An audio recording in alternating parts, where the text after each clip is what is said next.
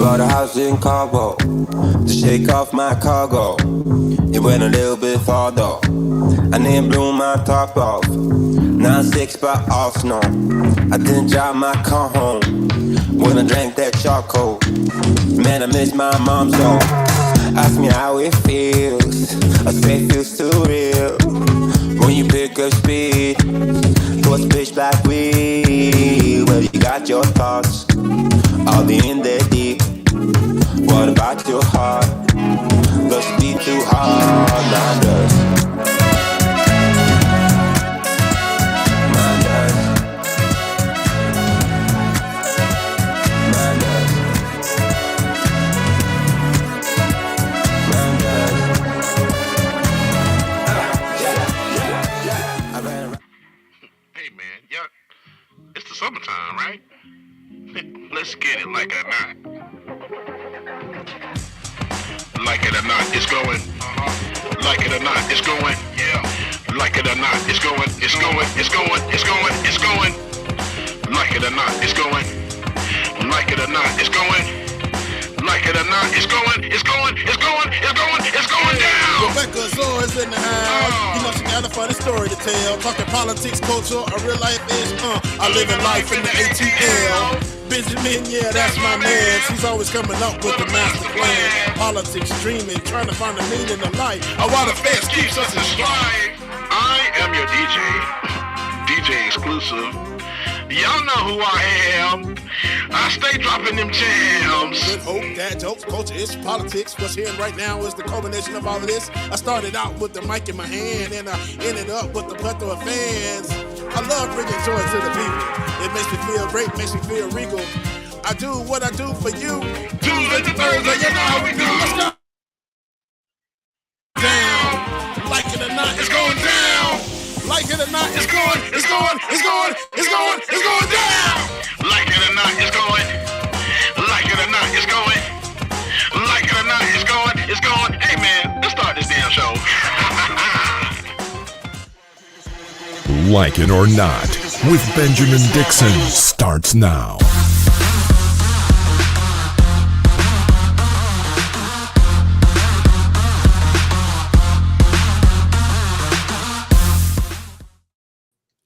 Good morning, good morning, good morning. Good morning. Okay, let me get right here. Good morning, everyone, and welcome to Like It or Not, where we're free to tell the truth. Okay. And not care who doesn't like it.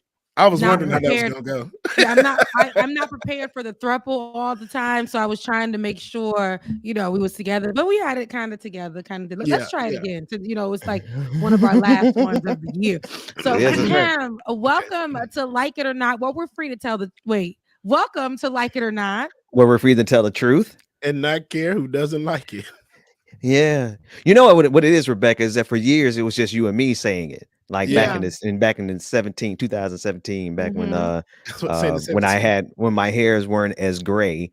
It was just the two of us. But it works. It works. Hey y'all, how y'all doing? We're doing all right. We're doing all right. And then for the last few months, most of the year, it's just been the two of y'all. Yeah, just the two of us. I'm gonna get some credit for saying it because he's been holding it down.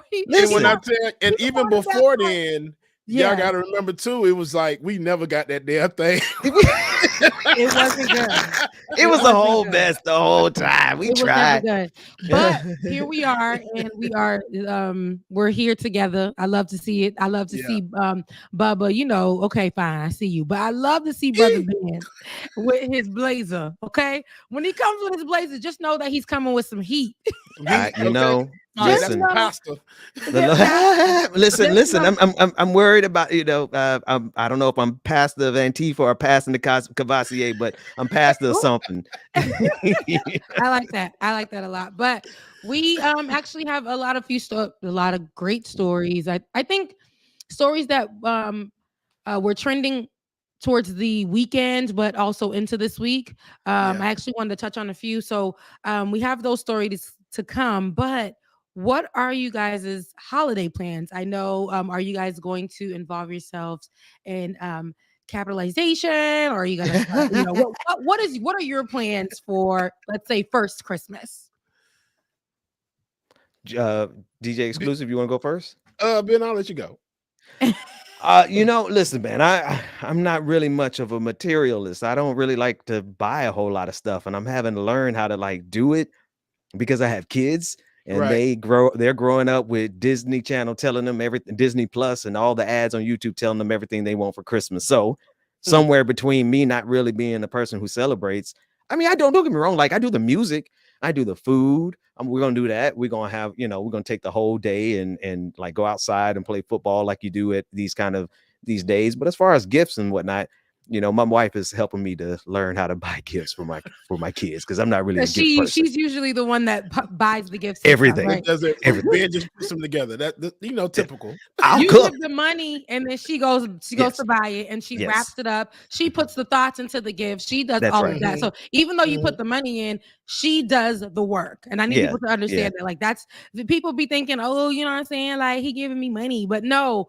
You got to go do the work. You got to go figure out what everyone likes. You have to make sure you hide it enough so the kids don't even see it. You got to figure out where you're going to start, wrapping the presents when they're going to sleep or then nap time or when they're going, when are you going to do that? Then you got to put it under the tree and say it's from mom and dad, even though mom. You got to say it's from Santa. Okay? And then we give all the credit to some imaginary white man. Look, all right. White man. But you don't, for my kids, I really, as saved as I am, and as Haitian as I am, for my children, I really want to put the Santa Claus in there because I like the idea of them.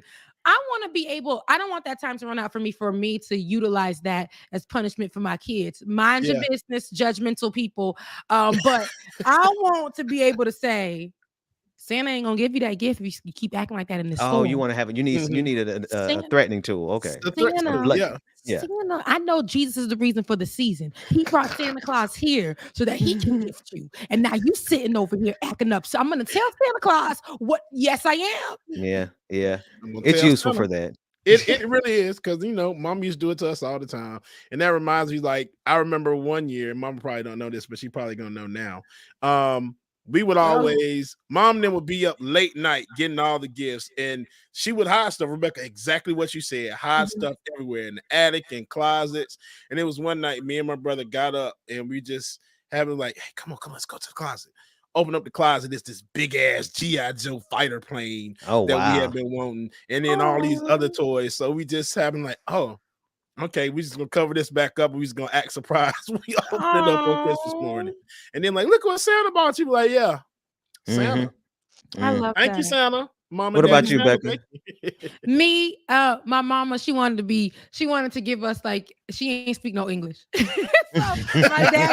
my daddy would give her money, and she goes, my mom does 6 jobs. And I think that's why I do 6 jobs during the holidays. I don't get much gifts. I don't know, it's weird. I don't get much gifts from my family members because they kind of just be like, oh, Rebecca's gonna gift us. I that's a thing. I just don't get gifts from my family members like that. When I was little though, my mom, you sound like us, yeah, my mom, I ain't got no kids or nothing, but that's who I gift, right? So my mom taught that to me. I watched her do 6 jobs. She wanted us to have the most like Haitian, but like American type holiday too. Cause she's like, okay, my kids are American. Let's kind of like instill that into them. We call it Santa Claus Papa Noel. So, but for them, it's like, we were only seeing a white Santa Claus. In my mind, my pastor was Santa Claus. He looked like him, but he was a black man. So I thought that was Santa Claus. And my mom would always get black little things, black little angels and all that and bring them to the house. Black baby Jesus that she got from the thrift shop. That's right. Did, right? Yeah. And so when it came, she would make sure that my mom would go in the room and she would wake up she'll go in the room. I'll help her.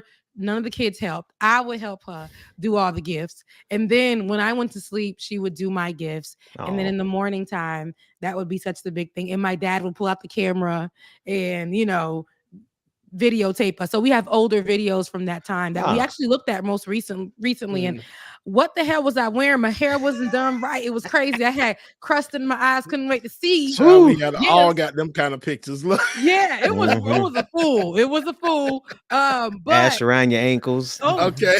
My hair, because the hairstyle for the kids back in the day, you do the bulgogos, what they call the I don't know what they call them. Barrettes, and then the 2 big ones that cross over like this. The little bead, the little balls, little Yes, bead they thing. cross Yeah. over. Yes, Booty yes. go is what we call it.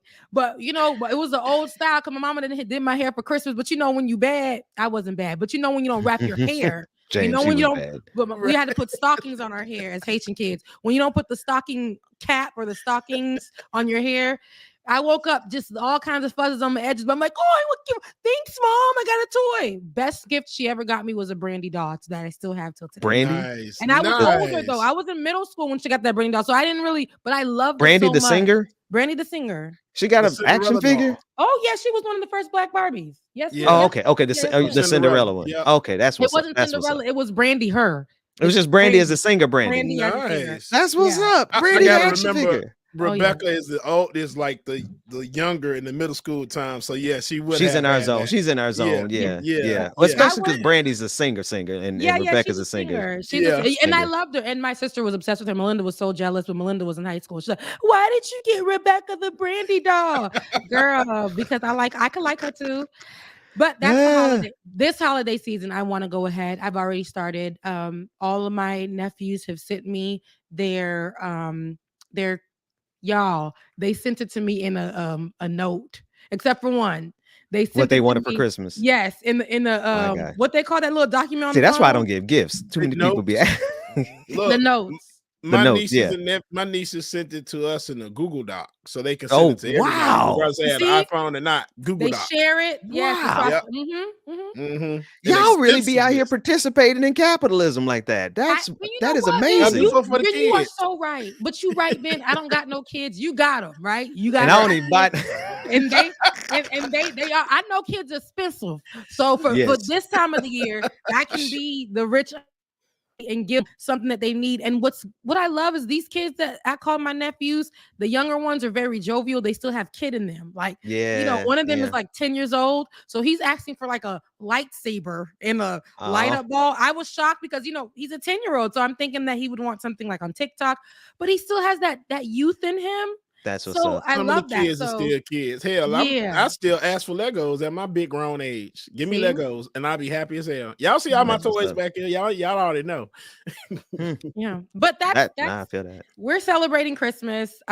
If you ain't celebrating for the Christ in it, then you celebrate Xmas. If you ain't celebrating for nothing, just enjoy yourself. Holidays. enjoy yourself. Holidays. Enjoy Throw yourselves in something your on the lavender. grill. Throw something on Right. the grill for the holiday. Or throw it back. Throw it on the grill or throw it Throw back. it However you celebrate. God damn it, Ben. Ben, I love it. I love it. Throw it back or throw something on the grill or do both, baby. We definitely. I love that. I love it. So, Oh man. all right, let's get to some stories. What y'all nasty behind? Let's get to some stories. It could be a whole throwback. Right. A lot of things would happen. Liturgical dancing. Anyway, All go right kinds, back. listen, you don't know. A lot of things can happen during Christmas, but one thing that I never thought would happen would be a Black president at Harvard. Amen. Harvard University. It's a lot of things. She's a Black woman and she's Haitian. Harvard University announced on Thursday that Claudine Gay will become its 30th president, making her the first Black person and second woman to lead the Ivy League school. Gay, who is currently a dean at the university and a democracy scholar, will become president on the 1st of July. She replaces Lawrence Bacow, hopefully I'm saying that correctly, who is stepping down to spend more time with family. Scandal. Claudine, a child of Haitian immigrants. Okay, So beautiful. Young sister. regarded as the leading voice on the issue of American political participation in 2006. She joined Harvard as a professor of government and African American studies. Oh, that's my and kind of teacher. has since, that's you, Ben, and has since explored a variety of issues, including how a range of social and economic factors shape political views and voting. At Harvard University. Oh, Lord. Gay is also the founding chair of Harvard's Inequality in America Initiative. Oh, she's out there. She's ruffling feathers over there, which studies issues like the effects of child poverty and deprivation on educational opportunity and American inequality from a global perspective. Let's take a look at a few words that she shared about taking this role. Nice.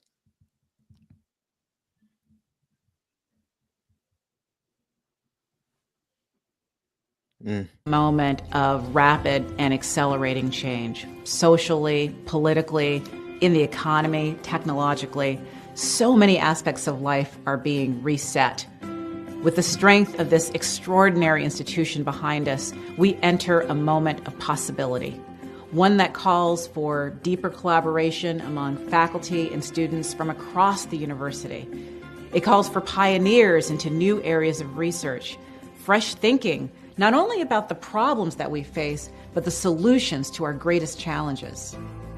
I'm Claudine Gay, and I'm the next president of Harvard University. Yes. I love to see it. That's what's up. Yeah, it is what's up. I don't really care about Ivy League schools or not HBCUs. However, when I do see them opening doors and making room for Black excellence at the schools, I don't think Black excellence should be limited to just HBCUs. They're birthed from HBCUs. However, I love to see when we can actually go into places that never once allowed us, not demanding our space, but them wanting us because we're that great. And so Claudine was already a product of that school, and she studied, African American studies, politics. So her background was already in that. She is a part of a lot of groups there that are not the usual or things that we think of on those types of campuses. So that's like initiatives that are pushing for more African Americans and marginalized groups to be at the forefront of whatever. That's where you have seen Claudine. And then she was a professor as well at the university. Somebody who comes from a Haitian background at that, she's a first of a lot, being Haitian. I ain't gonna say, they try to disrespect us, but look, I love to see this. Her being the head, she's Haitian, she's a woman, and she's Black. Yeah. And now being the next president of this Harvard University. Ben, what are your thoughts? I think it's great. Listen, I have this split thing going on in my brain where, simultaneously, like you said, you want to recognize the achievement of Black people, of Black women. This sister of Haitian descent, she's a child of Haitian immigrants, or she immigrant herself. She's a product of Haitian immigrants. Yes. So shout out to her just on the merits alone to be able to ascend to the highest educational mountain amongst white people. And that's an achievement. And I'm not saying that to downplay it at all. Like, it's Harvard University, but on the flip side, also, I feel like the same way as you, Rebecca. Like, for me, I put HBCUs first for Black people. And it's not that these schools are all so much better than the other, in terms of how they operate. Some of the HBCUs are small and everything. Oh, that's great. I love Blackness. And so it's kind of funny, because I love to see Blackness thrive, and I'm love to see her up there where she is. So, shout out to all the HBCUs, and shout out to this sister, and shout out to the Black people making a difference. Not because they're being used, because she might, but she really low key might be. We're gonna see diversity and inclusion. But we're gonna see. It's what we try to get. Shout out to the actual Black people who are qualified, not the Herschel Walkers. And I'm not knocking Herschel Walker, but yes, I am. I'm not knocking him in the arena of sports. He was qualified. He was qualified for sports. He is not qualified for anything in politics. What I do is I root for everybody who is Black, who knows where they belong. Y'all, what the hell are y'all talking about as I'm talking up here? See, that's what I don't like. This is what I don't like. We're being on here with two children. I say nothing. Herschel Walker. No. You said you didn't want to get on. You said you didn't want to get on Herschel Walker. I'm like, no, yes, we do. Yes, because you know what? Like, that's the right juxtaposition. We see what kind of Black people, them folks down there, them other folks, them parliamentarians, like parliamentarians, like, and it's Herschel Walker. Shout out to this brilliant, beautiful Black woman. Amen. Yeah. There we go. Shout out to this beautiful, brilliant Black woman that is qualified, experienced, and deserves this seat. The other person that was there, good luck to you. Go have a great time with your family. Yeah. That school is about to flip on its head. I don't know if y'all ever. Like, nah, when did we get fried chicken Wednesday? Okay. Rebecca. Wait, what is it? Soup Jamon? Not us. not us celebrating Soup Jamu on January 1st. Now, why is Haitian that? independence, like Because the New Year's about to be lit. I'm Haitian. Brown It's a stew Haitian chicken? Independence Day, Oh, my God. January 1st. Colonizers don't eat this soup, okay? You can't get none of this. I can't stand you. It's gonna be black as hell. Hey, did you see where Rebecca slid in there? Like, I don't want to, I'm sorry. I know you slid in. You said it on air, so I'm gonna say Rebecca said we got to wait and see if she's gonna be the diversity and inclusion The pick. DNI. She gonna be we the gotta DNI. be honest. We gotta be honest about that, because I love to know that she is qualified on everything. She does deserve the position. Right. I like that they reached out to her. But we also can tell when somebody is a diversity and inclusion. But she seems way too strong to just settle for being that pick. Y'all remember that app? Go She ahead, don't take James. no stuff. Yeah, she gives me. She don't take no stuff at all, and I love to see it. Do you remember our African history and studies professor at Bethune back when we were there? I can't remember her name. I know exactly But what you're talking that about. sister changed my life. So Yes. if she is in the same order as that sister, Harvard better tighten up. Tighten Yeah. up. Oh my Yeah. gosh, bro. So just thinking about her, she like really changed my perspective a lot on African American history. Like stuff that we didn't learn in high school, that we got to college and got to the forefront of a lot of stuff, and just opened our mind to thinking. So I appreciate her. One thing we always gonna do is give people their props and then circle it right back. But my HBCU, what my HBCU did, girl. See about my HBCU. See, not really at my HBCU. It's real nice what they doing over there in Colorado, but Jackson State will always. It's real nice what they doing over there at Harvard, but Howard will always. It's just one letter off. Two letters. Right, two letters off. I love to see how a lot of the musical schools but Bethune actually has a history of and if Mary McLeod, she comes from and up there at the highest of Seven Hills, a lot of Black excellence comes from there, because it's in Tallahassee. I know there's another school over there, but FAMU, is that what you refer? We always do that. We just because it's real. And we kind of petty, but it's real though. It's real. It's just a little, in this season of PWIs versus HBCUs. Hello, Hell Wildcats. Hell Wildcats. Y'all Rattlers keep striking. Yeah, we'll strike. We'll give y'all a strike. We'll strike for some Rattlers. We'll give y'all some. I don't know. I don't know what y'all. Nah, it's just Hell Wildcat. Y'all don't have a sign, Ben? You guys don't have anything? Hell Wildcats. There's no like. Okay, I'll do it for y'all. Okay, so shout out to the brother sister school, the cousin school, the Forever Fairbley schools out there, BCC, BCU, and Florida A&M, FAMU. We will always have love. But shout out to all the Black schools, Harvard University, Claudine. Claudine. Rebecca, Claudine. Shout out to you, girl. Oh man. But next up on our list of stories, because time is ticking away. Ben, I think this will be a great story for us to discuss, because January 6th.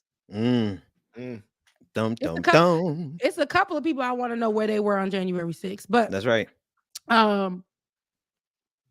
The committee wants to know where Trump was on January 6th. They want to know where him and his associated crew, where they were on January 6th. The House committee investigating the January 6th attack on the Capitol accused former President Donald J. Trump on Monday of inciting insurrection, conspiracy to defraud the United States, obstruction of an act of Congress, and another federal crime, as it referred him to the Justice Department for potential prosecution.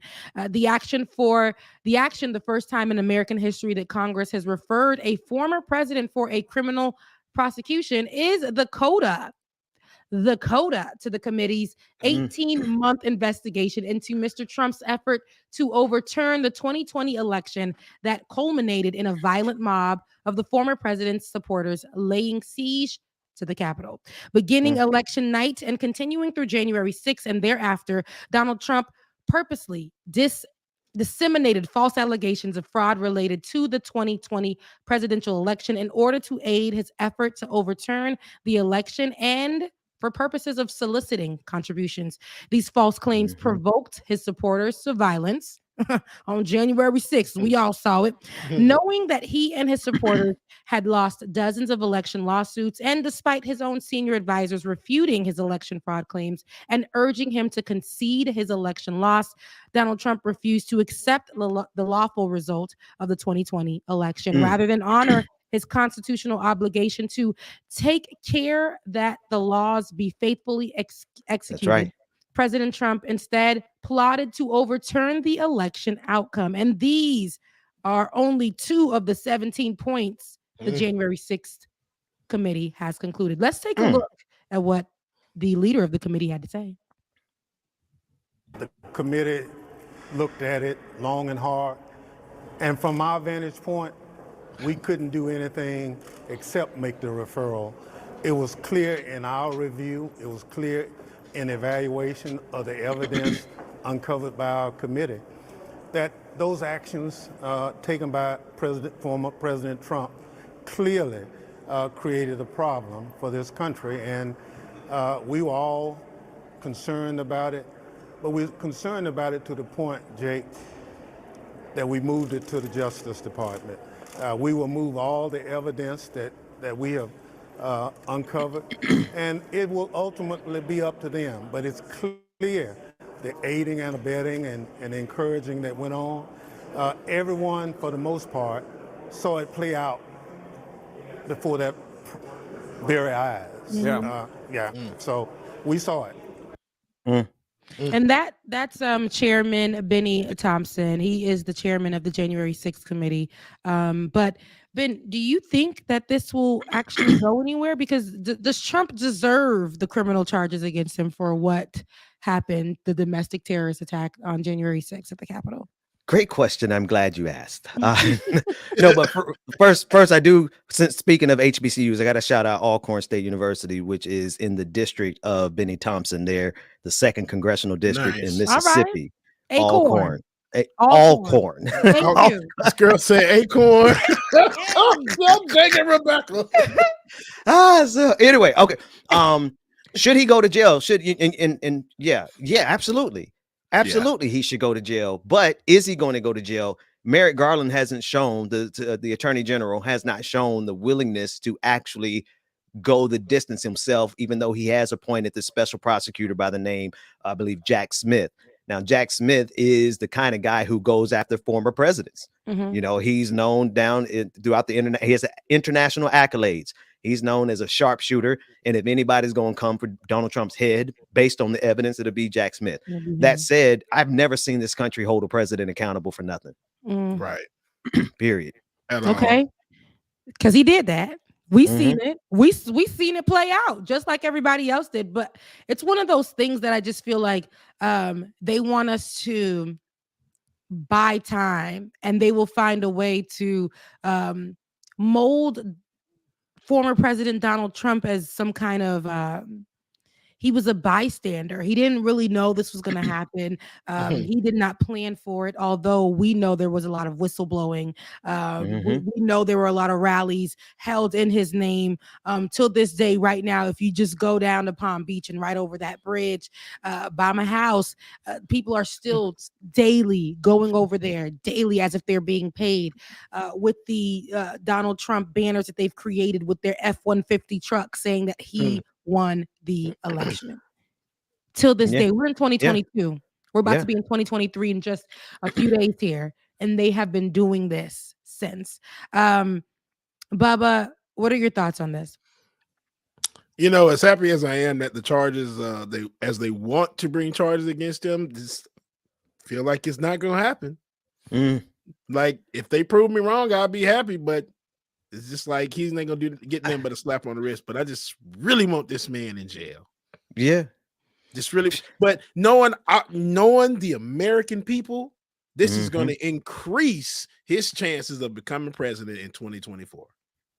And they're going to let him do it. You know what? They let Herschel Walker come right here with Raphael Warnock. Within a hair's distance. Literally. Like neck and neck again. A few votes. They did that. And The only thing I would add, Rebecca, before you go, is the only difference would be that I think the Republican Party is trying to move to Ron DeSantis right now, and we all got Florida roots, so we all know what's going on with Ron DeSantis. And I think Republicans are trying to offload Donald Trump, but you bought it, you broke it, you pay for it. Yeah, this is y'all responsibility. Donald Trump is y'all's. But I think people also have to be really careful not to think that it's all over just because they get rid of Donald Trump, even if they're able to get rid of him in the first place. So I'm sorry, Rebecca, go ahead. No, that's a perfect point. I think they are going more towards, that's why we don't see, they are helping Donald Trump in the background, but they aren't very vocal about it as they used to be right now, because I think they have their eyes on the prize on molding and building and shaping Ron DeSantis to be something presidential. What's interesting is what we see with both parties, actually, with both the Democrats and the Republicans. No matter how conservative you may be, or no matter how free thinking or liberal you may think you are, the littlest things for people will have both parties turn, oh my God, how presidential. Wow. Yeah. You know what? Yeah. You gotta start lifting that man up, because that is so he took out the trash. He took out the trash. He picked up that piece. He changed the diaper. He changed the diaper. He actually went over to the school where a school shooting happened and actually gave his thoughts and prayers. My God, that's so presidential. My God, you know what he did? Van Jones. He actually, you know what he did? He actually said that COVID is a pandemic. That COVID outbreak. There, he actually said, wow. He said that. My God, the bar is so low for these devils. Low as an ant's booty. My goodness. doing the limbo. Both parties are doing this, you guys. Both parties are doing this. So I say this to say, whatever is left for Donald Trump, what are those people who are like very, very extreme. They're radicals. That's and right. They don't want to, how they're trying to label them as January 6th insurrectionists, and a lot of people still don't know what that means, so it sounds a little bit soft. It's almost like falling from the top, but when you land on a pillow. You land on Mattress Giant. You land on one of them comfort springs and bounce you right back up, right? You only get a slap on the wrist. But if we say domestic terrorists, oh no, yeah. That's 9/11 talk. But no, those, that's pretty much what y'all did on your own land. So it makes it domestic terrorism. People died, people were hurt. There was a lot that was happening that day. Bomb threats. It was a lot. You guys came armed and ready. People died. Yeah, people died. Look, we got to repeat that a second time, babe. Third time. People died. People died. I bet you. I was going to ask. I'm trying not to be evil here, but I bet you Ashley Babbitt wishes she had stayed home that morning. Oh my God. I'm just. People are making bad decisions over this, He's dropping facts, though. He's stating. I hate to say, you should have stayed your ass home. Babbitt, and I told your behind the first time. Melodies from heaven. He's singing in the heavenly host right now. Or is she? The season, yeah. Or is she? Around and found out this. Ooh, that's so wrong, Bubba. Stop. Oh. See, here's where you F around. This is Ashley Babbitt. Those who don't know, is one of the people who actually were killed during the riot. During the riot, she didn't want to listen. During the gang ahead, activity. Get me out of here. Get me out of this. The terrorist attack at the Capitol. Y'all better listen to black men trying to break into the goddamn Capitol. Yeah, listen, and a lot of people were saying she died for country she lived, and for country she died. She died for a baseball card salesman. NFT selling Donald Trump. Anyway, I digress. Well, I say that to say Donald Trump deserves every criminal charge that is put up against him. I'm glad that they are able, that they're even though it may not touch anything, unfortunately, and I don't want to be a pessimist about it, but we've seen historically since he's been president. The man, before we used to say Donald Trump is not untouchable. Well, the history shows Donald Trump seems to be actually untouchable when it comes to that. People around him will fall, but for some reason, Donald Trump is untouchable. And he'll send people out to do his dirty work, but he deserves to actually, I really would love to see criminal charges against him upheld. But we'll just see how that goes. I'm glad. Thank you to pray on Benny. Thank you to the president, the chairman of the committee, Benny Thompson. Thank you so much. Thank you for being second congressional district of Mississippi with them Alcorn. Listen, y'all talking Christmas.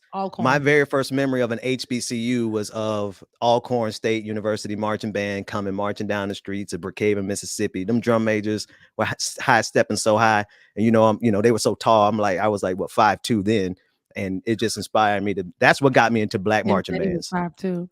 That's right. I was like 6 years old. I was like 7 years old, so okay. I was like, I probably wasn't 5'2". I was probably like 4'1", but whatever it was, them boys were tall, high stepping, and that's who y'all got. That's Benny Thompson. He did a really good job leading that committee. I just want to give him a shout out for shout out to Benny. Yeah, the shout out for sure. I love that. And I mean, somebody got to do it. Next story, next case. Now, speaking of HBCUs, right? This story has been trending for a while, and I know that you guys have been in my DMs. Rebecca, why aren't you covering this? Rebecca, where are we with this? It's because every time we get on, we lose track of time, so I want to make sure we get this in. You guys, I see it. I've seen it with you guys.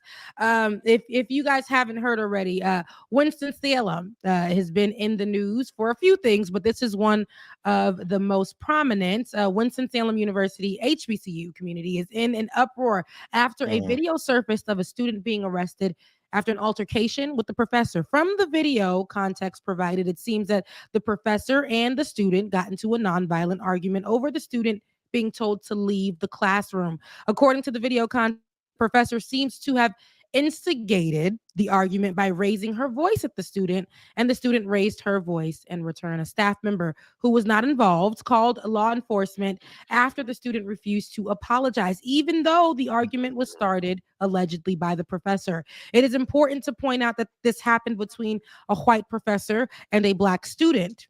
Okay, which has caused many to ponder why a white professor is working at an HBCU at all. We'll talk about that. That's strange because I had maybe like one. The student was forcefully handcuffed in the classroom. I seen it and removed from the premises. The university said it is still reviewing the incident for further possible action, including the professor's actions and if they align with campus policy. WSSU has released a statement. But before we get there, I want you guys to see the video for yourselves. Let's take a look.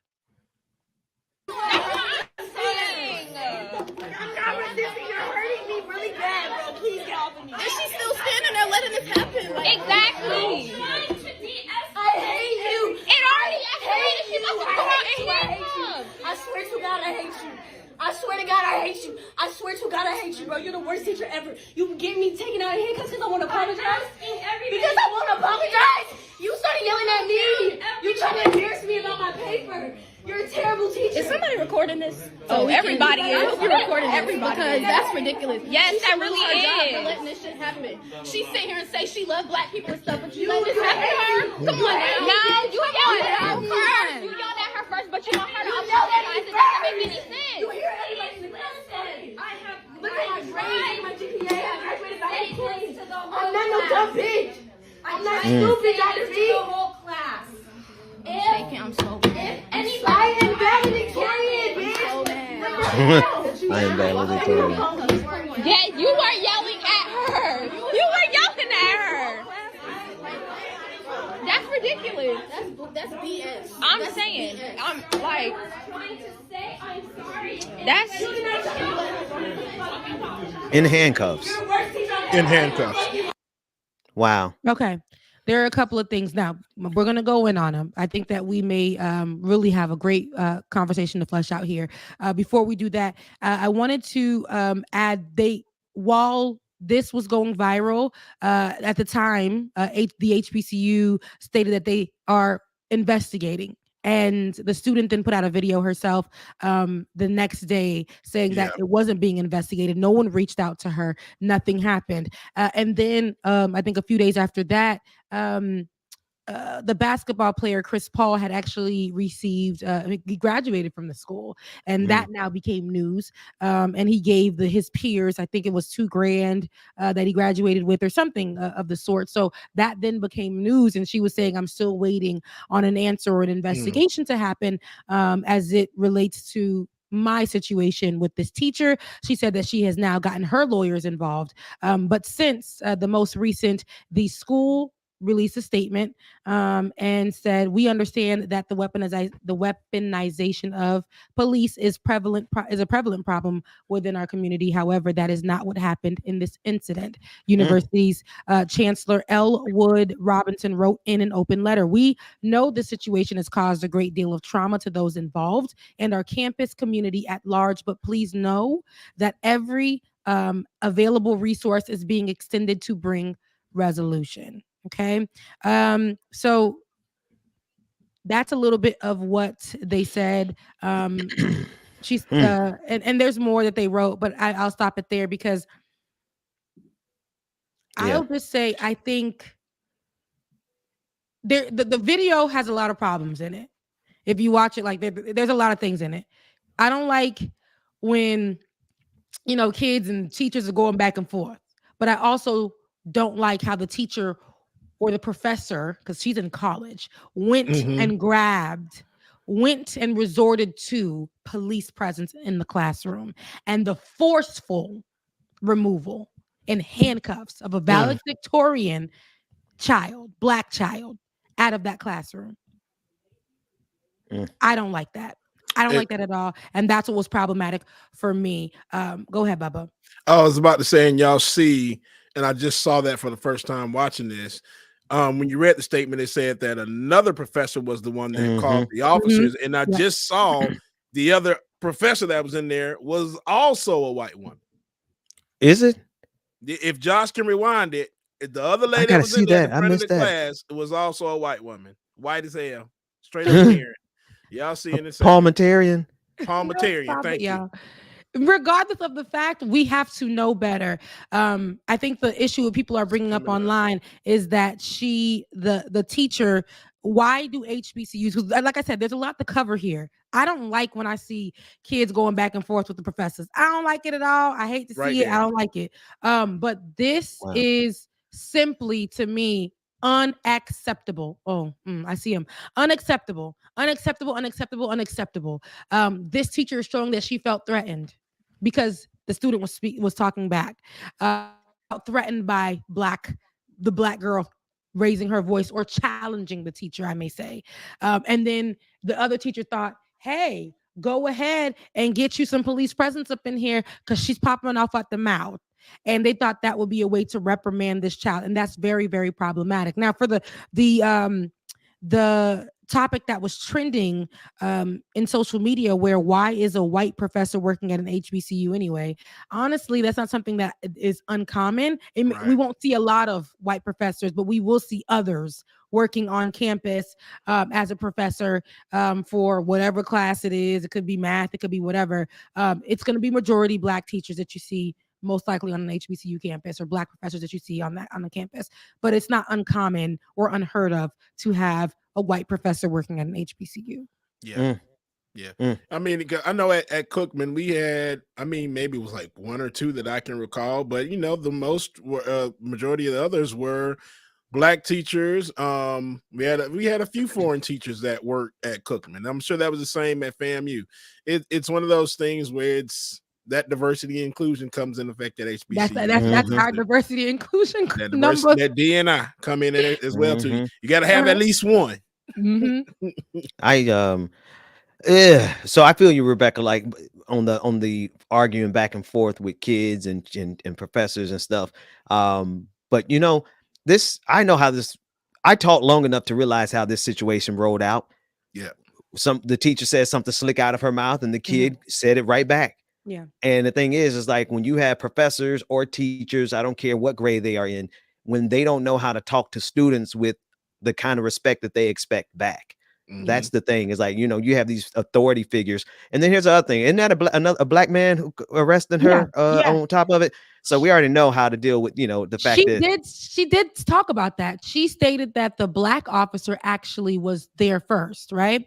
And he was trying to walk her through everything. He did not. He talked to her calmly, talked to her respectfully. This is an officer that she knew. She said it's when the other presence came in, and now the white officer came in and was trying to tell her to shut up, and told her, we're going to remove you. This is what your charges are. She said that the black officer was just saying, we're not charging you, we're just removing you from the classroom, just letting her know what's going on, calming her down, because he's well respected in that on that campus. This other presence came in, and she stated that he was like, no, we're going to charge you, we're going to do this, and that's when it started to get and this will be the last thing I'll say about this. Have y'all seen the videos of them arresting little 8-year-old girls? My goodness. These schools are prisons. And as much as I support, listen, I'm a former teacher. I'm a former member of a teacher union, right? So solidarity with teachers. But I'm going to tell you, I've seen these school resource officers hit students. Had to file reports myself with internal affairs. They ain't going nowhere because cops ain't going to do nothing to cops. But these schools are prisons, and they will do it to a college student just like that. I've seen them do it to children, 8-year-olds, girls, black girls. Yeah. No, I've heard of cases where officers, we saw them flip remember we covered that story of them, my God, literally doing flipping the black girl DDT on a black when her drawers were out. That was unacceptable, and I didn't want to keep sharing the video because of the child being exposed that way, but a whole officer thought that would be okay to do to a child in middle school. A little girl in middle school. And I've even seen them, a neighbor called the police on like a little 6-year-old girl. They put her in handcuffs because she was like, I think it was like planting something, and the lady got upset, called the police. We covered it here on this show as well. About the bugs. And then before that, a little girl, I don't know what she was doing, I can't remember, but she had to be like 6 or 7.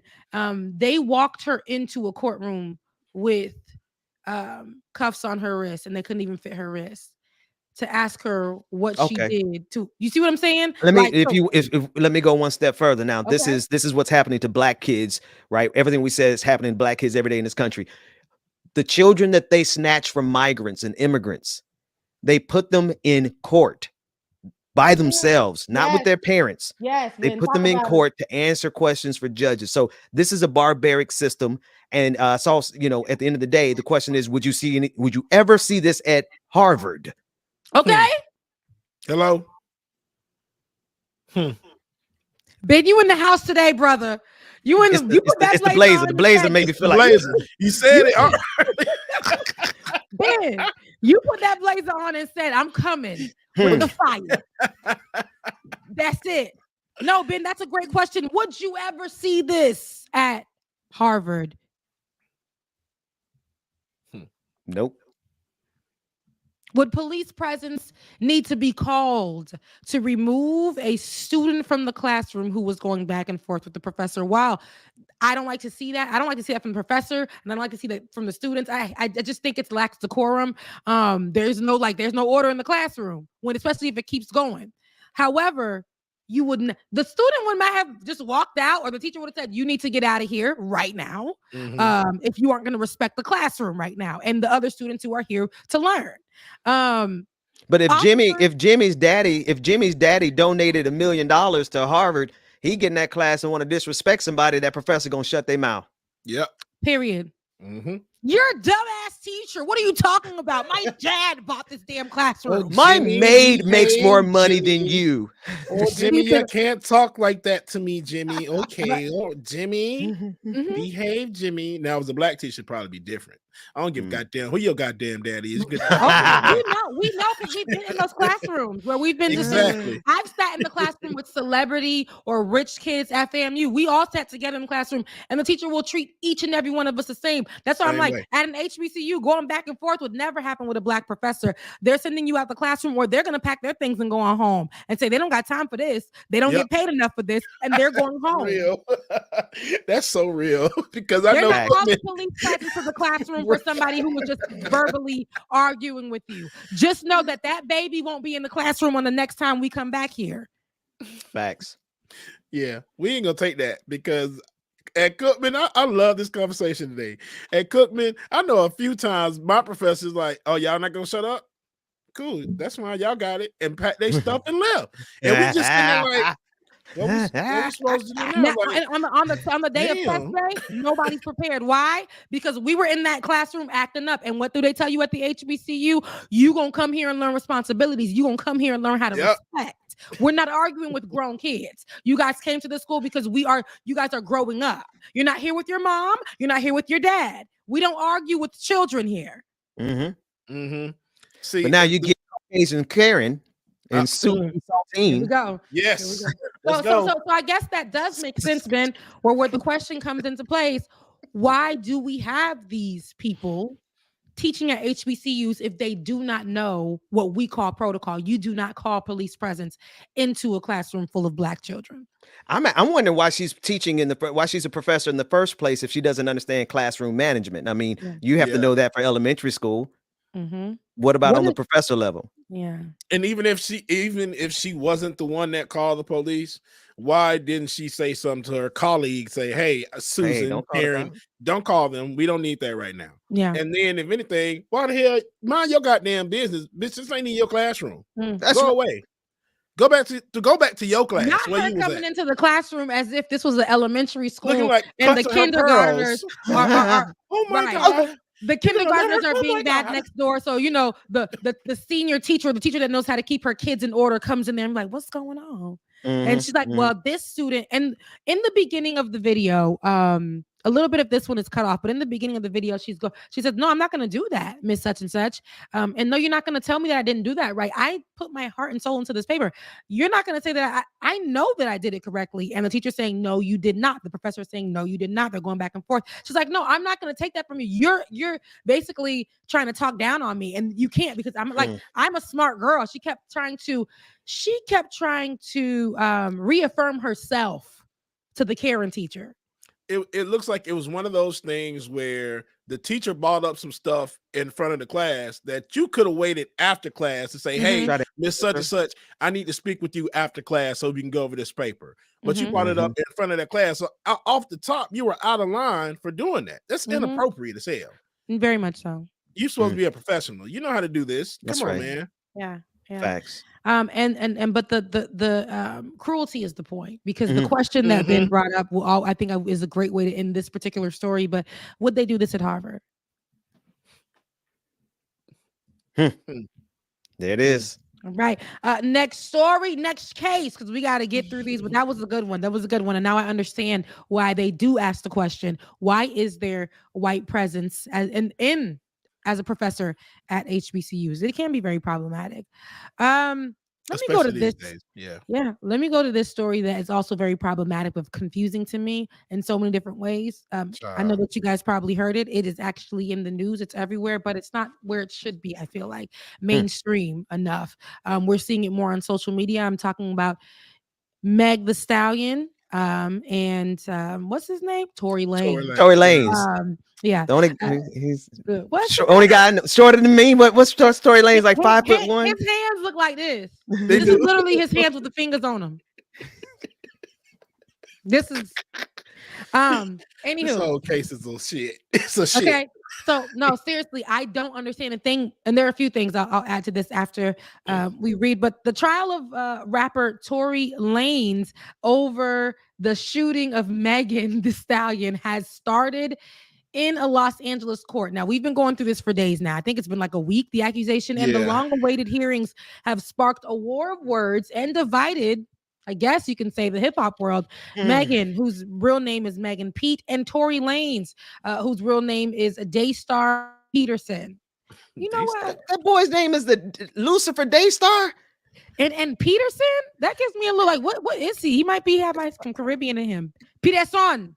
Person. Anywho, they are said to have gotten to an argument as they drove away from a party in July 22. If you guys can all, July 2020. If you guys recall, that's like 2 years ago. At a hearing last December, Los Angeles police told a judge Megan demanded to be let out of the car and heard Tory shouting at her to dance. He then opened fire with the handgun. Megan's own account in court tells the same story. She testified that the argument was triggered by her belittling Tory's musical talents. She had initially told police. Police. That'll do it. That'll do it. I didn't know that part. I'm not even gonna lie. I didn't know that part. Me neither. I never knew that part either. She had initially told police that she'd been hurt by stepping on broken glass. So I think she was trying to save him. It was later on Instagram where she first said that Tory had shot her. Megan later spoke out about her injuries, saying she needed surgery to remove bullets from her feet, which had missed her bones and tendons. Megan spoke out after memes and abuse spread online, saying, in some kind of way, I became the villain. She was accused of lying about being shot and has had to repeatedly defend herself, suggesting misogyny against Black women, and could be why she's been targeted. I'll say this, and we can yield the floor. Meg Thee Stallion was a woman who was shot in the foot by Tory Lanez, right at the time, allegedly. Yeah. Now we're learning through the latest trial, court dates, and all this other stuff that it might have really damn happened that he shot her. It's a great chance that Tory Lanez definitely shot her in the foot. But we were just screaming "Believe Women" not too long ago. And then why she was at the top of her game, Grammy Award winning, doing all of this. She said that she was shot by this man. And we understand that in the beginning, when we love somebody or we want to protect this person, we'll lie for them. It's kind of like when you love the person, that sounded like a thing you'll do. So she probably wanted to protect him in that instance. We've seen Rihanna do it with Chris Brown. We've seen I don't know if J-Lo really did that with P. Diddy, because she got the hell up on out of there with that gun charge. But we've seen people do it. When it comes to somebody who is abusive to you or whatever, and you love them, in the beginning, people are known to either go back, try to make excuses for that person until they're like, no, I'm in an abusive situation. Meg Thee Stallion was shot in the foot. Why did we ever allow Tory Lanez to continue to be something trending, making music, doing whatever? Meg Thee Stallion was shot in the foot by Tory Lanez because she said something about his music. She hurt his ego. I don't care what the background was. The facts are Meg Thee Stallion was shot in the foot, and everybody started removing any kind of. They said that Meg no longer deserved to be looked at as the rapper that she is. They found so many negative things. A lot of her world has crashed down. People don't even want her to be as big as she was right before that. People don't want to recognize her for being that. Over this rapper. Over Tory Lanez. Yet Tory Lanez get to go online and do so much stuff and clout chase and still make music and be featured on stuff. And you know, at the end of the day, I don't care what went down. The matter is that Meg Thee Stallion got shot in the foot by Tory Lanez. It's all this. It's such a convoluted, messy ass trial, and this lawyer dude, or the person that's coming on Instagram Live and telling all the commentary of everything that's going in the courtroom, he's really annoying the hell out of me. But to me, I don't know. It's a lot. And honestly, I do believe Megan. I think it is one of those things, though, that not as like, is Kelsey the one? And Kelsey is supposed to be her best friend. Was supposedly saying that she may have been the one that shot her. I'm just like, oh, this is just a mess. That's why I did not want to cover it, because I don't know. It's literally too messy. Yeah, I wanted to wait until we got like a defined. Yes, like, Rebecca, and that's how I felt about this too, because it's just all over the place. It is all over the place. Right, it's being covered so much in social media space. That's why it's looking so messy. Yeah. Literally, lawyers and courtroom reporters are taking to their messy ass pages and saying, "You wouldn't believe what just happened, guys. You wouldn't believe what just happened." Tory Lanez walks in. One of the jurors scream out, "I love you, Tory Lanez! I love you, Tory Lanez!" Like, this is what's actually making way as a story, and the severity of it, the truth of it, the seriousness of it is that Meg the Stallion was shot in the foot by Tory Lanez. Yeah. And then now the bodyguard that was there missing. that was supposed to be a witness is now missing. Oh, then the body. Justin You guys, Edison. that's an addition to the story. You're right. Meg the Stallion's bodyguard, who was a witness to what happened, is now missed the court date, and he is now considered a missing person, and the FBI is investigating that right now. You know, I've been following this. Meg. We know I love love Meg the Me too, Stallion. child. You know, We know I that. think Megan got, but listen, I love her because she got bars. I don't care what nobody say. Megan Yeah. can spit. Megan got bars, and I can understand how bruised Tory Lane's ego was when she came down on him.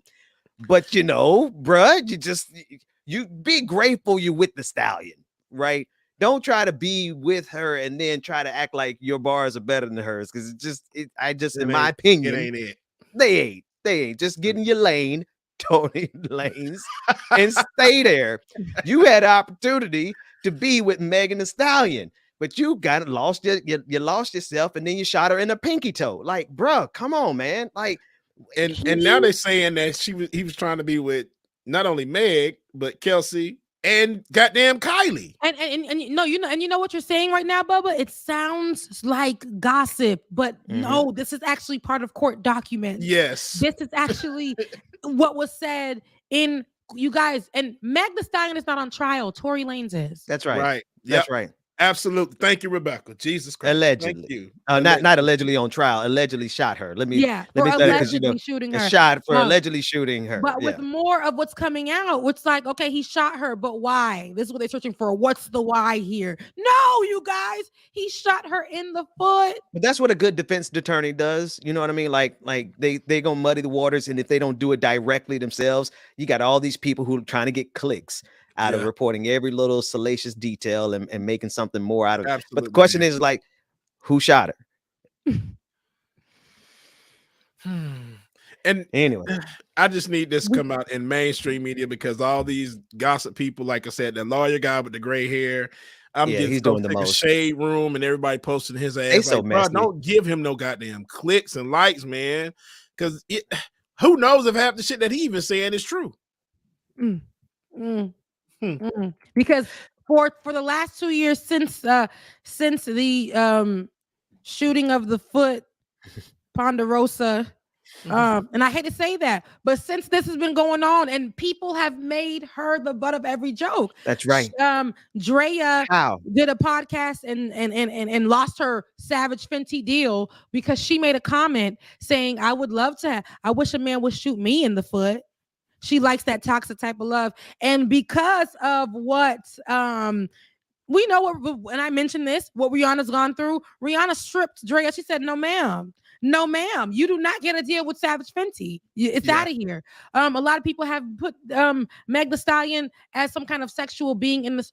What they've done on this trial, I can say that I recognize, is over-sexualize Meg the Stallion.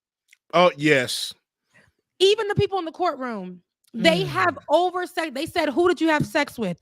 Did you have sex with this person? What did you do with this person? Were you sexually active with him? You know who's in the room. You know who's watching her. You know who's by her side. You know who's listening to this party.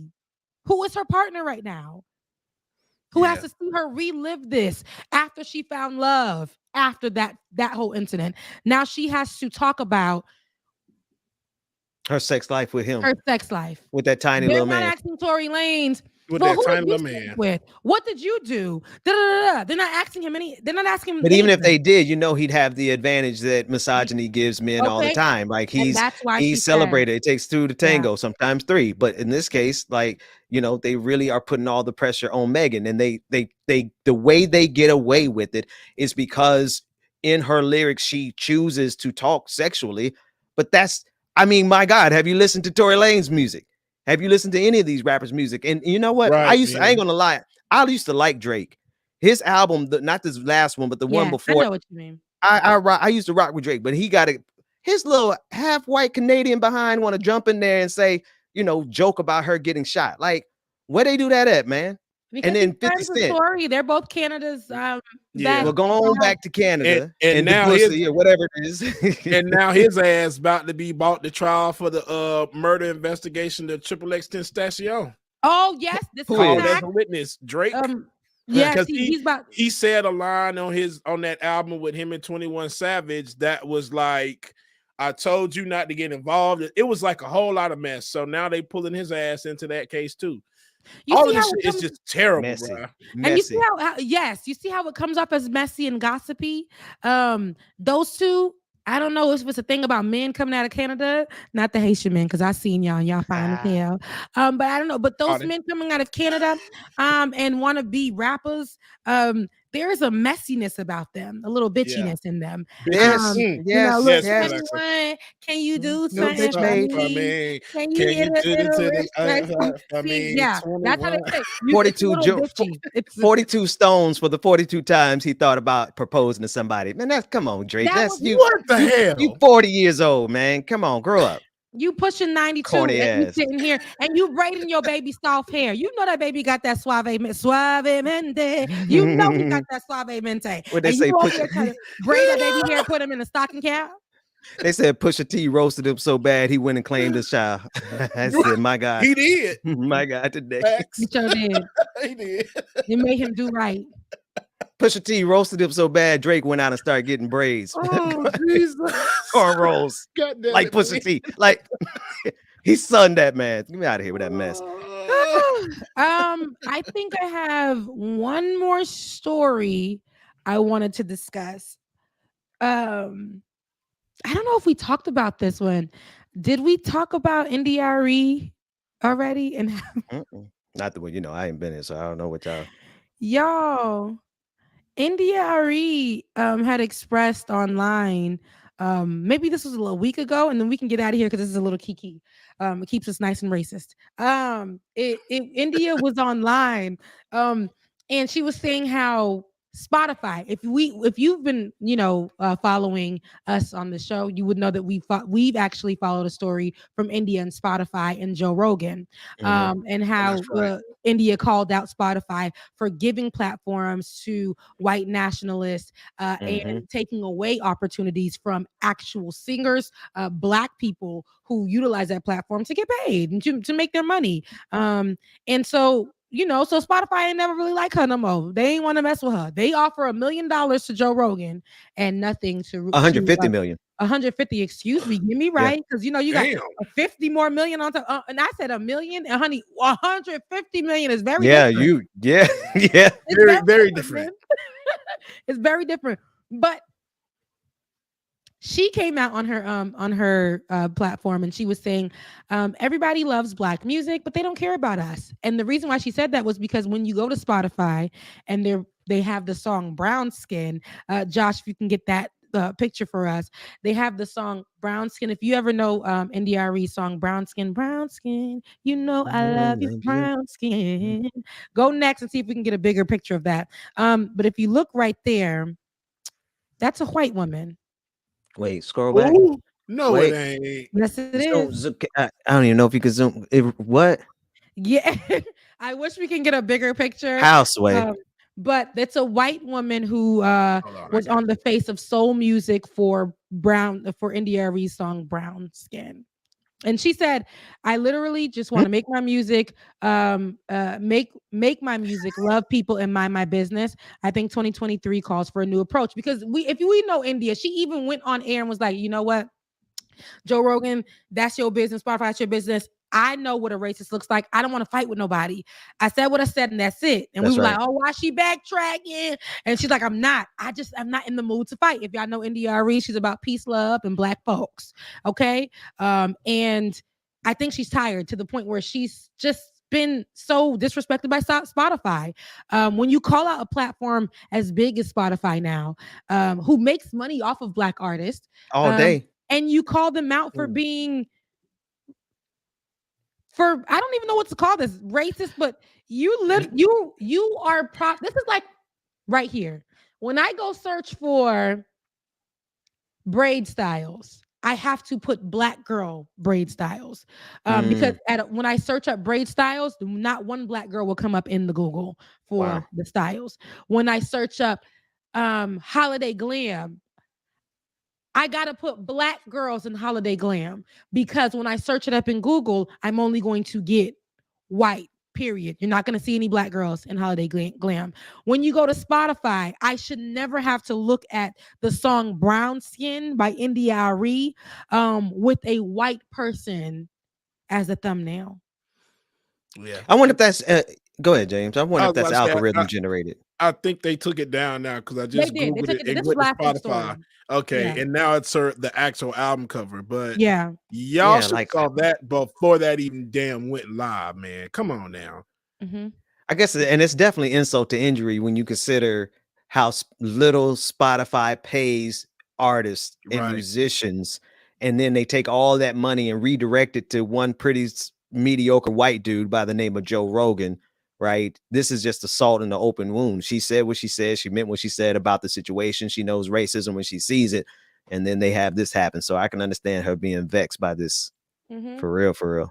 Yeah. So I say this to say, people gon' if you think that any white person had an issue with that, they didn't. But if you know the song Brown Skin and what it's about us it's about black love. Where are all your people from? Yes, from maybe Mississippi or an island. Mm-hmm. Apparently your skin has been kissed by the sun. You make me want to Hershey's kiss your licorice. That's all black reference. All black reference. Ain't nothing about that picture kissed by the sun. Ain't from Mississippi. Ain't from an island. Melanin deficient picture. Melanie. Nothing about that photo made me want a Hershey's kiss or a licorice. Made me want some raisins in my potato salad. Spotify. The sun, baby. It made me want some chicken with no seasoning on it.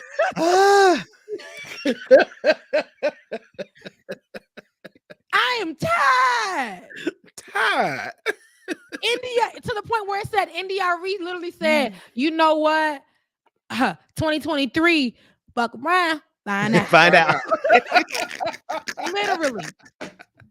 Excuse my French on this good Tuesday.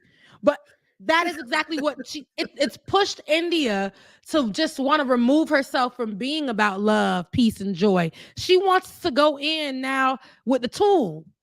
Like, with them things. Stop playing on my name. Yeah, she got that thing on. You got that thing.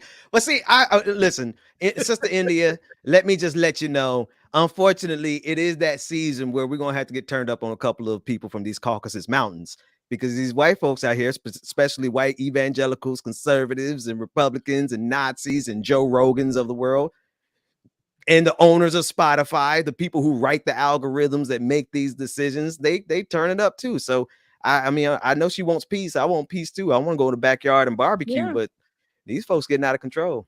And what's funny is I want her to know, because she's one of my faves. She's actually a little rebel because she's been about Black, beautiful, joy, revolutionary, peace, God within us. We are queens and king, all of that. Black love. She's been about that before it was popular, like she states in one of her songs. However, I think right now, she's actually pushed. She went to the Grammys, and because the Grammys disrespected her, she walked away. She walked out of it. She like she left. She says she tired. Yep. All her life she had to fight. She said, the disrespect that I've gotten on today's red carpet, I'm leaving. I don't need to stay. She left. She got online, talked about that. And she also discussed, Joe Rogan and these different platforms and how they are not inclusive of Black music, profit off of Black music and imagery, and then do away with it and give people who spew out hate, they allow them to have a platform, and racism. Those people get platforms and get paid big bucks for it. So she called that out. She made that a whole thing a year ago when no one else was talking about it. So you are a revolutionary person. You've been a revolutionary person, India. Love you, mean it. Absolutely. Everything you do, and nobody should disrespect you because you are actually a legendary person as well in this music realm. A lot of people, for a lot of people, you are the blueprint. Your vocal range is ridiculous. So yeah, nobody can stop messing with India. Don't play Shout out with to the her. queen. Right. Period. She's trying to keep her peace. She's saying, I'm She trying really to do is. this. No, I'm but she got trying. that thing on her. She got She it. got that She thing got on it. her. Yeah. We're at the end of the show now, you guys. I'm glad that you guys, even though it was a late show today, you guys actually tuned in. We had the trio. I love you guys so much. If you aren't a patron, please, guys, to see this more often than you do now, please become a Patreon at patreon.com/like-it-or-not. You heard it, James. Patreon.com/like. Y'all some children. No. See that accent came out. It came out heavy right there, real quick. Patreon.com/like-it-or-not. Patreon.com/like-it-or-not, as well as if you guys would like to give to us individually, because it gets to us, it gets to the show. I promise you that. We paying for every single thing that's on here. Ask about us. But definitely you guys can do that at Becca's Voice, DJ X3C, and BPD 2018 Yes. $sign in front of all three of us. Yes, BPD 2018, Becca's Voice, and DJ X3C on Cash App. I love you guys. Please make sure that you enjoy yourselves. Tomorrow I'll see you guys, and after that you ain't gonna find me because I'm gonna be at the crib with it. But I'm gonna see y'all on Wednesday. And I think we might do a holiday party on Friday for the. That's what I was wondering. So holiday patron party. Yeah, holiday patron party on Friday. I'll Let's be do there. from 9 to 12. 9 to 12. We'll be in the house. I might pull up because I'll be at my mama's house, so I might pull up for 5 minutes. Well, come on now. Come on through then. All right. I love you guys. I mean it. Glad to see you, Ben. I'll see y'all tomorrow. Take it easy now. Thank y'all so much again for tuning in this morning. Well, afternoon now, wherever you at. Glad y'all enjoyed the show, man. Once again, make sure that you tune in, like, share, subscribe, and we will see y'all tomorrow. Your affirmation for today is, I find so many blessings when I reflect on my day. I find so many blessings when I reflect on my day. Y'all gonna be great, man. Love y'all, mean it. We will see y'all tomorrow. Deuces. Holiday party Friday, 9 to 12. See you then. Take my word for it. It's a promise in a threat. I ain't never really want to flex my gifts, but I think it's my time. Let me check my wrist. You can never get my shine. I'ma keep on grinding till I reach the top. When it's just in my jeans and I ain't looking back cause I'm feeling like Chris Cross. They can never slow me down, but they need to hate me. Now I'm feeling like Chris. Rock with the team cause you know that we winning, we with it, we going, we flowing again. I might just go by a Benz. I might just blow my advance. Whoa, I did it all for the feeling. Alive, but I'm making a killing. I'm gonna break every ceiling cause I need $1 million, but I don't need your money. You can pay me in respect. Cause once I do it big, what's to follow? It's a check. I need 100 bags, nothing more, nothing less. And the ops feel away cause I'm